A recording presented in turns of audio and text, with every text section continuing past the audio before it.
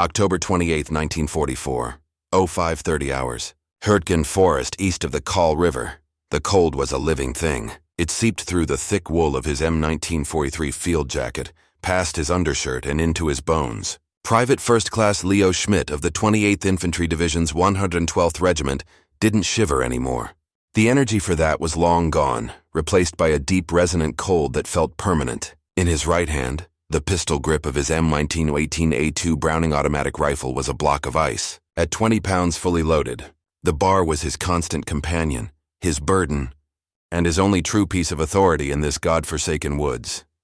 He leaned against the sodden trunk of a fir tree, its needles dripping a steady, maddening rhythm onto his helmet. Drip, drip, drip. In the pre-dawn gloom, the forest was a cathedral of shadows, each one a potential enemy. They called this place the Hurtgenwald. The Germans called it the Toadswald, the Forest of Death. Both were correct. For 6 weeks his division, the Bloody Bucket, had been feeding itself into this meat grinder. And for what? A few hundred yards of mud, shattered trees, and the constant, gnawing fear of an enemy they could hear but rarely see. Tucked inside his jacket, wrapped in oilskin, was a letter from his sister, Mary. Her words spoke of a world that no longer seemed real. Church socials in Scranton, the smell of baking bread, the worry over rationing stamps. She'd asked if he was warm. He almost laughed at that, a dry, silent crack in his chest. Warmth was a memory. Here there was only wet and cold, and the metallic smell of pine and fear. The bar was his anchor to the present. He knew its every contour, every scratch on the walnut stalk. He could break it down and reassemble it blindfolded, his fingers moving with a familiar, practiced grace. He had cleaned it less than 3 hours ago, wiping away the gritty mud that threatened to foul its action, lovingly oiling the bolt. In his mind he ran through the checklist. Gas port setting on medium. Bipod folded. Selector switch on S for safe. 2 ammunition bandoliers crisscrossed his chest, holding 12 20-round magazines. 2 40 rounds of 30-06 Springfield ammunition. A little over a minute of continuous fire on the slow setting. Less than 30 seconds on fast. It seemed like a lot of firepower until you were in the thick of it. Then every round was precious. A low hiss came from his left. Sergeant Evans, signaling the squad to get ready. They were moving out on a reconnaissance patrol, pushing east toward the town of Schmidt. Another German-held town on a map, another objective that would cost blood to take. Leo pushed himself off the tree, the bar feeling heavier than ever.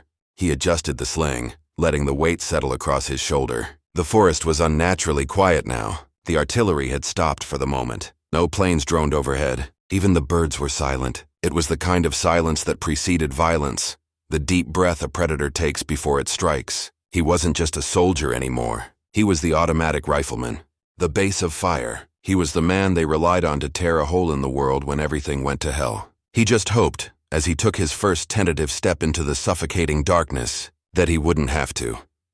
The Battle of the Hurtgen Forest was a strategic anomaly. A brutal departure from the sweeping armored advances that had characterized the Allied push across France. After the breakout from Normandy and the race to the German border, the American High Command, specifically General Omar Bradley and General Courtney Hodges of the First Army, faced a problem: the Siegfried Line. This formidable network of bunkers, pillboxes, and anti-tank obstacles was Germany's last great defensive wall in the West. To its south lay the Ardennes, considered too rough for a major offensive. To its north were the Aachen Plains, heavily defended. In the center was the Hurtgen Forest, a 50-square-mile expanse of rugged, densely wooded terrain. The strategic rationale for entering the forest was, on paper, logical. The Rofa River dams, located just to the east of the forest, could be used by the Germans to flood the plains to the north, potentially trapping any American forces that tried to bypass the woods. To secure the dams, the Americans had to control the forest. It was a classic piece of military logic that failed to account for the single most dominant feature of the battlefield: the terrain itself. The Hurtgen was not merely a forest. It was a fortress built by nature. Towering fir and oak trees, some over 100 feet tall, formed a dense canopy that plunged the forest floor into a perpetual twilight, rendering Allied air superiority almost completely useless. Fighter bombers could not see their targets, and observation planes were blind. The ground was a tangled mess of steep wooded ravines, narrow fire breaks, and thick undergrowth that channeled movement into predictable, easily ambushed routes. The soil, a mixture of clay and rock, turned into a thick, clinging mud with the first autumn rain, bogging down vehicles and exhausting infantry. Armor was largely confined to the few primitive trails, where it was terrifyingly vulnerable to German Panzerfausts and anti-tank guns. Into this green hell plunged the American Rifle Squad, a formation doctrinally designed for fire and maneuver in the open fields of France. A standard U.S. Army rifle squad in late 1944 consisted of 12 men, built around two primary fire teams. The core of the squad's firepower was not the standard M1 Garand rifle, but the M19 ATA-2 Browning automatic rifle. The barman was the fulcrum upon which the squad's tactics balanced. He was tasked with establishing a base of fire, suppressing the enemy with short, controlled bursts, allowing the rifleman to maneuver and flank the pinned position. The bar itself was a weapon born of the First World War, a hybrid of a machine gun and a rifle. It fired the powerful .30-06 cartridge, the same as the Garand and the M1919 machine gun, capable of punching through trees and light cover that lesser rounds could not. It offered a selectable rate of fire, a slow setting at around 400 rounds per minute for controlled, accurate bursts, and a fast setting at over 650 rounds per minute for overwhelming, close-quarters suppression.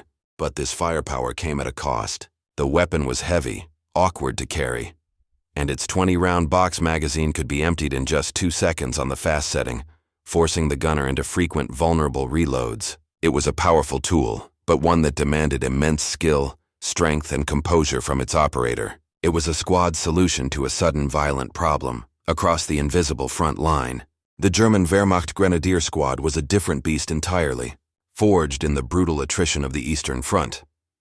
Their doctrine was built around a singular weapon, the Maschinengewehr 42, the MG42.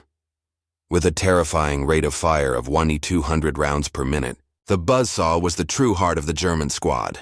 The squad leader and the rest of the riflemen, armed with bolt-action Kar 98K rifles, existed primarily to support their machine gun, carrying extra ammunition and protecting its flanks. In the Hurtgen, this doctrine was lethally effective. A single, well-sighted MG42 team could dominate a trail or firebreak, turning it into a killing zone. They did not need to maneuver. They needed only to wait, hidden in a fortified log bunker or a camouflaged foxhole, and let the Americans walk into their sights. Their strategy was one of patient, systematic attrition, using the forest as their greatest weapon. For PFC Leo Schmidt, the day began not with a bugle call but with the slow, aching return to consciousness in a waterlogged foxhole. Every muscle protested the cold. His feet were numb and pale inside his soaked leather boots, the first insidious signs of trench foot. Breakfast was a cold K-ration biscuit and a canteen of metallic-tasting chlorinated water. The only warmth came from the acrid smoke of a Lucky Strike cigarette, cupped in his hands to hide the glow from unseen snipers. The physical misery was a constant, a dull background noise to the sharper, more immediate anxieties. The greatest of these was the shelling. German artillery was masterful in the Hurtgen. They had the roads and trails zeroed in perfectly. But worse than a direct hit was the dreaded tree burst. An artillery or mortar shell, fused to explode on contact with the high branches, would detonate in the canopy, spraying a cone of white-hot shrapnel and wooden splinters downward. There was no digging deep enough to escape it. It was random, impartial death from above. Every snap of a twig, every rustle of leaves, sent a jolt of adrenaline through a man's system. The forest itself was the enemy, concealing, confusing, and killing. In this environment, a soldier's world shrank to the man on his left and the man on his right, and the weapon in his hands. For Leo, the bar was more than just a tool. It was his purpose. In basic training, he'd hated it. Its weight was punishing on long marches, and its powerful recoil bruised his shoulder. But here he understood. The 8 riflemen in his squad, with their semi-automatic M1 Garands, could put out a respectable volume of fire, but their fire was deliberate, aimed. It was the bar's job to be the opposite, to be a blunt instrument of chaos, to make the enemy keep their heads down long enough for the squad to live. The preparation for the patrol was a silent, grim ritual. He checked his magazines, ensuring each was clean and the spring was strong. He gently pulled back the charging handle, checking the chamber was clear, then let it slam home with a reassuring metallic clack. He adjusted the bandoliers, positioning the magazines for the fastest possible reload. Right hand to the first pouch, pull the full magazine. Left hand hits the release lever, rock the empty magazine out, rock the new one in. Pull the charging handle. It was a dance he practiced in his mind 1,000 times a day. Too slow and you're dead. Too clumsy and your squad is dead. He looked at the faces of the other men in his squad. They were boys mostly. Kids from Ohio, Texas, New York, their faces prematurely aged, etched with fatigue and a deep-seated apprehension. They trusted him. They trusted the weapon. When the moment came, they would be looking to him, listening for the distinctive heavy thump-thump-thump of his bar to answer the hornet's buzz of the German MG-42. He was 20 years old, and he carried the weight of 11 other men's lives on his shoulders, all 20 pounds of it. The fear was not of dying exactly. It was the fear of failing. Unteroffizier Klaus Richter, platoon sergeant of a grenadier company in the 275th Infantry Division, watched the forest from his concealed position. He was a veteran of the fighting around Smolensk and the retreat across Ukraine. He understood forests. He knew how they could swallow sound, distort distances, and trick the eye. He had learned the hard way that a forest was not a place for grand maneuvers, but for the patient, intimate business of killing. And he held a professional contempt for the soldiers now trying to invade his homeland. From his perspective, the Americans were children playing at war. They were noisy, careless, and hopelessly dependent on their machines. He'd seen their columns bunched up on the narrow forest roads, perfect targets for his division's artillery. He'd watched them dig shallow, inadequate foxholes. They had no concept of camouflage, leaving behind a trail of discarded ration cans and cigarette packs that screamed their position to any trained eye. Most of all, they were terrified of the woods. They bunched together for security, making them an ideal target for a single, well-placed machine gun. Richter and his men were the opposite. They were ghosts in this terrain. Their foxholes were deep, reinforced with logs and covered with branches, invisible from more than a few feet away. They moved with quiet purpose, using the ravines and thickets for cover. They had spent weeks preparing this sector, clearing fields of fire for their MG-42s, stringing tripwires connected to flares, and sighting mortar positions. Their strategy was simple and brutally effective: the Hinterhalt, the ambush. Their chosen spot was a masterpiece of tactical sadism. They were dug in on a slight rise overlooking a muddy trail the Americans would have to use. The centerpiece was the MG-42, nestled in a small dugout with a firing arc that covered the most open part of the trail, a natural killing zone. Richter and 4 riflemen were positioned slightly ahead and to the right, forming the short leg of an L. The plan was classic doctrine. They would let the American point man walk past the kill zone. When the bulk of the enemy squad was in the open, the MG-42 would open fire, cutting them down and pinning the survivors. At that moment, Richter and his riflemen would open up on the flank of the pinned Americans, catching them in a devastating crossfire. Richter had assessed the threat. He expected the Americans to have their Garand rifles, maybe a Thompson submachine gun for the squad leader, and perhaps a Browning M1919 light machine gun, which would be cumbersome and slow to deploy. His primary concern was locating and neutralizing that machine gun. The individual American rifleman, in his experience, was brave but lacked the cold predatory instinct of his Ostfront-blooded grenadiers. He did not anticipate any significant threat from a single soldier. The bar, if they even had one, was considered by German intelligence to be an awkward, slow-firing support weapon, nothing like their own revolutionary STG-44 assault rifle, and certainly no match for the overwhelming firestorm of an MG-42. His expectation was for a short, violent engagement. A burst from the MG-42, a few disciplined volleys from his Kar 98Ks, and another American patrol would cease to exist. It was a task to be performed with cold, detached efficiency. The patrol moved like ghosts through the oppressive gloom. Leo Schmidt was third in the file, his eyes scanning the tree line, his bar held at the low ready position. Every nerve was alight. The air was thick with the smell of decay, rotting leaves, stagnant water, and something else, something metallic and vaguely sweet that he tried not to identify. The man in front of him, a corporal named Miller, paused, holding up a clenched fist. The universal signal: freeze. Leo sank to one knee, the bar's weight pressing into his thigh. He listened. Nothing. Then he heard it. A faint click. It wasn't loud, but in the amplified silence of the forest it sounded like a breaking bone. It was the sound of a safety being released on a weapon. The world exploded. From a hidden rise to their right, less than 50 yards away, the sound of tearing canvas ripped through the air. An MG-42. The stream of tracer rounds, glowing a sickly green in the twilight, slammed into the trees around them. Bark and splinters filled the air. Miller was thrown backward as if by an invisible fist, his helmet spinning away. 2 other men screamed and went down. The rest of the squad instantly dove for whatever cover they could find. The base of a tree, a shallow depression in the mud. They were pinned and being systematically slaughtered. Leo had reacted without thinking, throwing himself sideways behind a massive moss-covered log. His heart hammered against his ribs, so loud he thought the Germans could hear it. He could hear the frantic pings of M1 Garands as his squad mates fired blindly toward the machine gun, but their fire was panicked and ineffective. The MG-42 gunner was well protected. Then he saw movement. To the left of the machine gun nest, emerging from the gloom like wraiths, were German soldiers. A squad of them, moving low and fast, advancing to flank and finish off the pinned Americans. This was the second element of the ambush. They were disciplined, moving from tree to tree, their Kar 98K rifles at the ready, led by an NCO waving them forward. In that instant, Leo's world narrowed to the German squad, and the weapon in his hands. He was on their flank. They hadn't seen him. They were focused on the pinned remnants of his squad. Training instinct and adrenaline took over. He ripped the bar's bipod down, slamming its feet into the soft earth to steady the weapon. With his thumb, he flicked the selector switch past S for safe, past F for slow fire, all the way to A for automatic. Full auto. The fast rate. The emergency setting. He rose up just enough to rest the barrel on the log. He saw the line of gray-green uniforms, 8 of them moving through the trees. They were momentarily clustered, preparing for their final rush.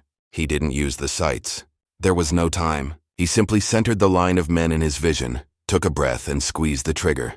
The bar leaped in his hands, a bucking, furious beast. The sound was a deafening roar, a deep guttural BRRRRRRP that was utterly different from the MG-42's high-pitched shriek. In the space of 2 seconds, the entire 20-round magazine emptied itself into the German flank. The heavy 30-06 rounds, traveling at over 2,800 feet per second, tore through the air. For Unteroffizier Klaus Richter, the moment was one of supreme confidence. The ambush was working perfectly. The American machine gun was silent. They probably hadn't even had time to deploy it. His MG-42 had done its job, suppressing the enemy and inflicting casualties. Now it was time for the decisive blow. He waved his grenadiers forward, their training evident in the way they used the terrain, ready to pour disciplined rifle fire into the trapped Americans and finish the engagement. They were exposed for only a moment, moving across a small clearing between thickets. It was a calculated risk he had taken 100 times before. What happened next defied all logic and experience. From his left flank, from a position he had thought clear, a storm of unbelievable violence erupted. It was not the high-velocity chatter of a machine gun, but something deeper, heavier, a hammering roar that seemed to shake the very air. Before he could even process the sound, his world dissolved into chaos. The man next to him, a young recruit from Cologne, was simply erased, his torso disintegrating in a red mist. Another grenadier screamed and collapsed, his leg twisted at an impossible angle. A third was spun around, his rifle flying from his hands as multiple heavy-caliber rounds slammed into his chest. The sheer density of the fire was incomprehensible. It wasn't a stream of bullets. It was a wall of lead. The 30-06 rounds designed to kill at 1,000 yards were devastating at 50. They didn't just wound, they pulverized. They punched through tree trunks the grenadiers were using for cover, shattering wood and flesh with equal indifference. The entire assault element of his squad, 8 trained veteran soldiers, was scythed down in the time it takes to draw a breath. The attack wasn't just stopped. It was annihilated. It ceased to exist. Richter himself was thrown to the ground by the concussion of rounds impacting the tree next to his head, hot splinters peppering his face. The roaring stopped as suddenly as it began, replaced by the clicking sound of an empty weapon and the awful, gurgling moans of the dying.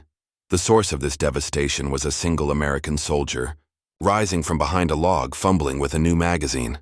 One man. It was impossible. German doctrine was built around the awesome power of the machine gun, a crew-served weapon requiring a team to operate effectively. The idea that a lone infantryman could, on his own, generate such a catastrophic volume of accurate, high-powered fire was a tactical impossibility. It broke every rule of infantry combat as Richter knew it. He had expected rifles. He had prepared for a machine gun. He had not, in his wildest nightmares, prepared for a Browning automatic rifle in the hands of a desperate man on the fast setting. The ambush was broken. The hunters had become the hunted. The psychological and physical shock of the event was total. The remaining MG-42 gunner, seeing his support element wiped out in a single terrifying burst, ceased firing, suddenly aware of his own vulnerability. The tactical advantage, so carefully prepared and so confidently executed, had vanished in 2 seconds of unimaginable violence. In the ringing silence that followed the bar's roar, 2 vastly different realities settled over the battlefield. For the surviving Germans, the effect was one of profound shock and disbelief. Was war das? What was that?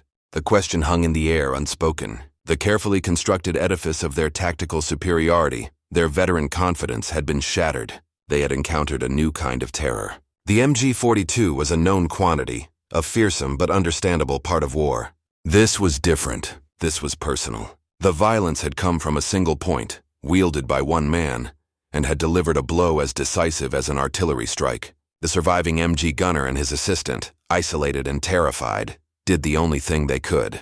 They grabbed their weapon and scrambled back into the dark woods, dragging their wounded NCO with them, leaving the dead and dying behind. The myth of the clumsy, poorly armed American G.I. died in that clearing, replaced by a new and terrifying respect for the firepower a single infantryman could carry. For PFC Leo Schmidt, there was no sense of victory. Only the deafening ring in his ears and the acrid smell of burnt gunpowder. His hands trembled as he clumsily rocked a fresh magazine into the bar. The barrel glowed with heat, a faint wisp of smoke curling from it. He stared at the carnage he had wrought. The still forms in gray uniforms tangled in the undergrowth. It was not a clean, distant act of war. It was intimate, brutal, and horrifying. The bar in his hands felt alien, a thing of immense and terrible power. He had just saved his squad. He had just killed 8 men. The 2 thoughts could not coexist peacefully in his mind. The other Americans emerged from cover, their faces a mixture of awe, relief, and horror. They looked at the mangled bodies of the German squad. Then they looked at Leo. Their expressions had changed. He was no longer just Schmidt, the quiet kid from Pennsylvania. He was the barman. He was the one who had unleashed the storm. They clapped him on the shoulder, their voices shaky with adrenaline. Jesus, Leo, you saved our asses. But their eyes held a new kind of distance. He had become something other, a wielder of a power they respected but also feared. The bar had saved them, but in doing so it had isolated him. Morale surged, but it was a grim, hard-won feeling, born not of triumph but of sheer, brutal survival. The forest was quiet again, but the silence was heavier now, filled with the memory of that 2-second roar and the finality it had delivered. The patrol consolidated its position, the adrenaline slowly giving way to the grim business of war. They checked the German bodies for intelligence, maps, letters, unit insignia, and tended to their own wounded. Corporal Miller was dead, as were 2 others, the cost of a few hundred yards of worthless forest. Sergeant Evans radioed back a report, his voice flat and emotionless, describing the broken ambush and the enemy casualties. Leo Schmidt was mentioned by name. He was a hero. He did not feel like one. He felt empty, his ears still ringing. The image of the falling men burned into his memory. He cleaned the bar again, his movements mechanical, his mind a million miles away. The incident on the trail east of the Kahl River was a microcosm of the entire Hurtgen campaign. It was not a battle of sweeping maneuvers or brilliant generalship. It was a brutal, grinding war of attrition fought by small units in a lightless, unforgiving environment. It was a battle won and lost by sergeants and privates in sudden, savage encounters where squad-level firepower was the ultimate arbiter of life and death.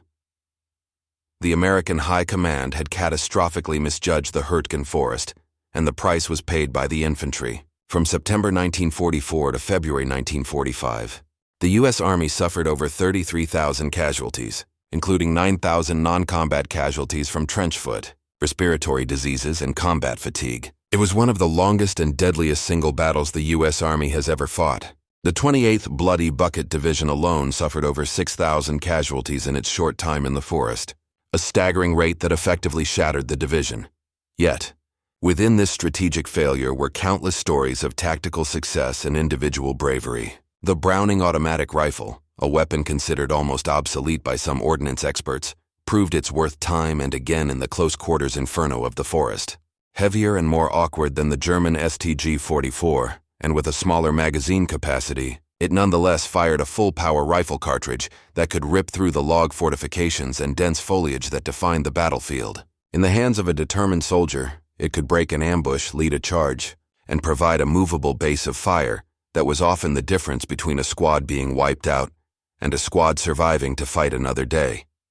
The Hurtgen forest was eventually taken, the Roer Dam secured, and the war moved on. But the forest itself remains a silent monument to the fighting. The ground is still scarred by foxholes and shell craters. Rusted helmets, canteens, and shell casings are still unearthed by the changing seasons. It stands as a testament to a battle where technology, air power, and armor were negated, and victory came down to the primal contest between small groups of men, armed with rifles, machine guns, and the desperate will to survive. It was a place where a single soldier, in a few seconds of concentrated violence, could change the course of a battle, and in doing so, be changed forever himself.